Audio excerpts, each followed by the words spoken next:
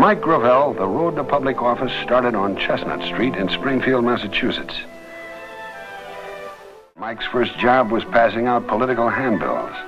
His first try for office, a race for class president in high school, where he won a close race. Thoughts of a career in public service had stirred in him since boyhood. Thus, his degree was in economics and business.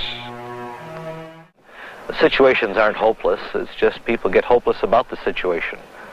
And I think that there's no reason for hopelessness. That when you see so many smiling faces, this is our future, huh?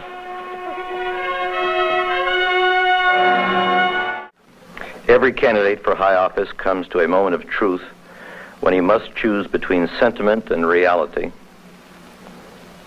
between the easy path of getting along and going along, and the more difficult route of standing straight and saying he feels there's something to be said and something to be done. When I came into possession of these papers, I looked around, and nobody in government had done anything. The only thing that was being done in government was an effort to stifle and hide this stuff. And it just dawned on me that somebody, if we're going to have any faith at all in our institutions, somebody from government's got to have the same resolve, the same feelings for stopping the killing as Ellsberg did, as the Post did, as the New York Times did, as the St. Louis Post-Dispatch, as all these. And I repeat again, what's wrong with this nation and what's at issue at this particular point in our history is not the fact that the American people have lost faith and trust in its leaders, but the very simple fact that over the last 20 years, up to today, the American leadership has not demonstrated, has not had the faith and trust in the American people. And had that faith and trust and straightforwardness been present, this nation would not be in the mess it's in today.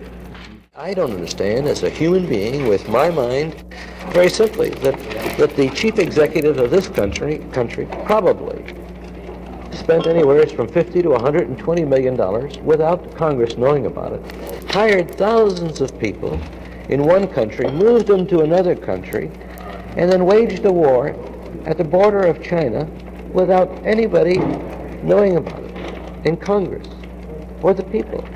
Now, supposing the Chinese people, the Chinese government decided to invade as a result of that provocation, then what would the public record be? That obviously they attacked our troops. And then the documents, because you get lost in the nitty-gritty, you get lost in the incidentals of the day. Mr. President, can anyone doubt that these are agonizing times for America? Can anyone doubt that this nation is being torn apart by a war that sears its conscience? A terrible shadow of suspicion is across the land.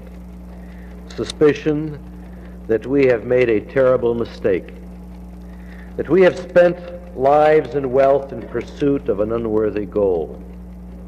The people must know the full story of what has occurred over the past 20 years within their government. The story is a terrible one. It is replete with duplicity, connivance against the public and public officials.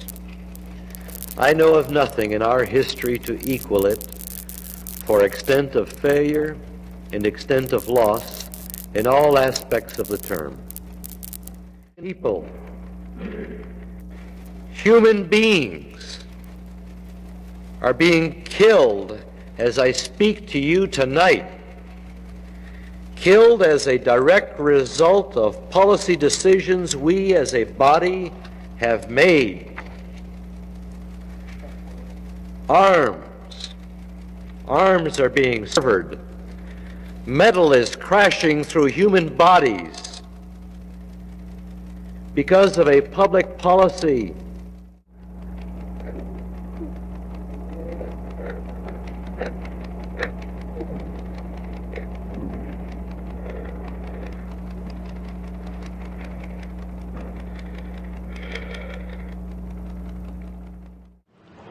understand that this war was lost the day that George Bush invaded Iraq on a fraudulent basis. Understand that. Now, with respect to what's going on in the Congress, I'm really embarrassed. So we passed, and the media is in a frenzy right today with what has been passed. What has been passed? George Bush communicated over a year ago that he would not get out of Iraq until he left office. Do we not believe him? We need to find another way. That's where I really would like to sit down with Pelosi and with Reid, and I would hope the other senators would focus on how do you get out? You pass a law, not a resolution, a law, making it a felony to stay there. And I'll give you the text of it. And if you're worried about filibuster, here's what you do tactically. They can pass it in the House. We got the votes there. In the Senate, let them filibuster it. And let Reid call up at 12 o'clock every day to have a cloture vote and let the American people see clearly who's keeping the war going and who's not. And that's just the beginning of the tactic if they're tough enough to do it. Some of these people frighten me. They frighten me. Oh, Joe, I'll include you too. You have a certain arrogance. You want to tell the Iraqis how to run their country. I got to tell you, we should just plain get out. Just plain get out. It's their country. They're asking us to leave, and we insist on staying there. And why not get out? What harm is it going to do? Oh, you hear the statement, well, my God, the soldiers will have died in vain. The entire deaths of Vietnam died in vain.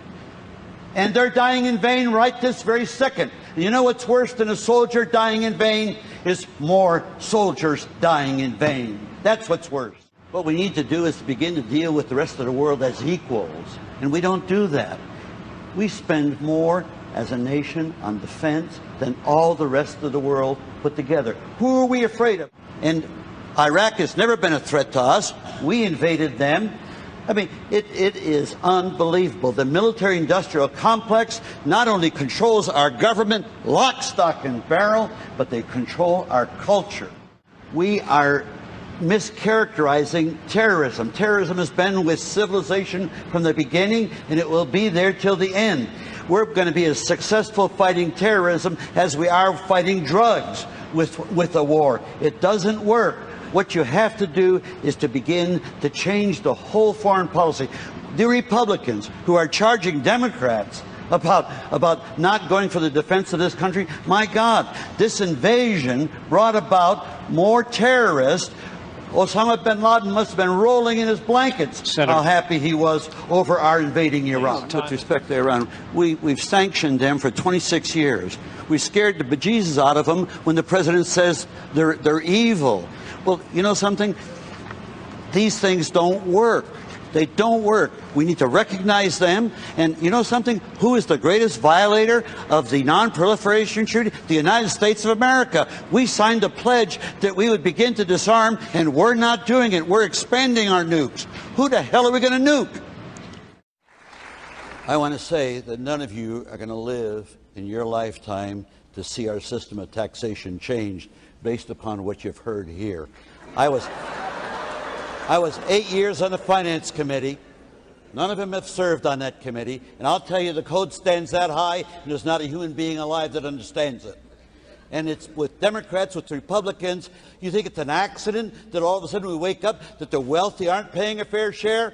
The only way they're going to pay a fair share is wipe out the income tax. It is corrupt. It's corrupting our society. And begin to put in place a tax that everybody will know what everybody's paying. And that's a retail sales tax. And you can make it as progressive as you want. Keep in mind, a tax where everybody will know what everybody is paying. Let me add that racism was here with us at the beginning of this country. It was here in the last century. And it's going to be with us in the 21st century. And one of the areas that touches me the most and enrages me the most is our war on drugs that this country has been putting forth for the last generation. In 1972, we had 179,000 human beings in jail in this country. Today, it's 2.3 million, and 70% of them are black African Americans. And I hope my colleagues will join me in standing up and saying, like FDR did with Prohibition, we'll do away with that. and FDR did it. And if I'm president, I'll do away with the war on drugs, which does nothing but savage our inner cities and put our children at risk. There's no reason for this. There's not an American that doesn't understand the culture and the understanding that prohibition was a failure. And so we repeat it again, like we repeated Iraq after we had the failure of Vietnam. When will we learn? When will we learn that the issue of drugs is a public health issue? Addiction is a public health issue, not a criminal issue where we throw people in jail and criminalize them to no advancement to the people. You've heard it 10 years ago, you've heard it 20 years ago. Why doesn't it change? The Democratic Party hasn't done appreciably better than the Republican Party in solving these problems. It has to be solved by the people, not by your leaders. Is it a surprise to anybody in this room that if you don't have any money, you don't get any justice? Is that a surprise to you all? My gracious. The only way you're going to get justice is to turn around and empower yourselves to become lawmakers so you can change the system. And there's no thought of really changing the system today. It's politics as usual. Whenever I hear these statements, my country right or wrong, that I can't think of anything that's more immoral than that. If my country is doing wrong, I want to criticize it and change it. If my country is doing the right thing, I want to support it. That's the difference. 5 presidential administrations lied to the American people as to why we were in Southeast Asia, where we lost 58,000 American lives and 2 or 3 million Southeast Asian lives. There was no reason for that. It was a civil war that we essentially incited. Can you imagine one human being trying to kill another human being? And that's what we do as part of national policy. It's a little wonder when our military come back to the country, they got PTSD. They're over there killing other people, and they don't see the reason for it. And there is no reason for it. It's not logical. This is the scourge of the human race, that we go from war to war to war. Why we're the world's policemen? The world doesn't want us to be the policemen of the world. In fact, we're reviled in many parts of the world because we act as policemen. We go into other people's countries, taking the power of the military to sustain corporations like the United Fruit, to associate with tyrants. It's immoral. The attitude that we're superior to other people is really our undoing. We're no better, we're no worse. We have to change our whole national identity with respect to other people in the world. We have to treat them as equals. I wish to call out the American empire for what it's done around the world in killing people, innocent people, without reason, under the guise that we're trying to spread democracy. Killing people is not spreading democracy.